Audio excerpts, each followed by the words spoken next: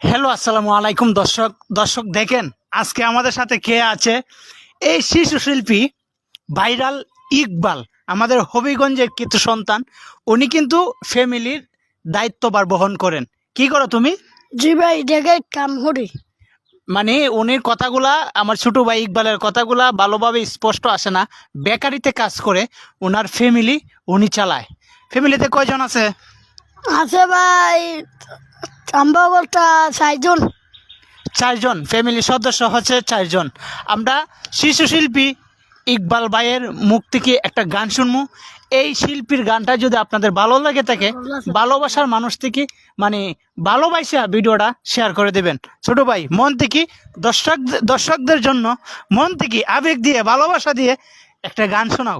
আসমান যাই ওনার বন্ধ ধরতে পারবো না।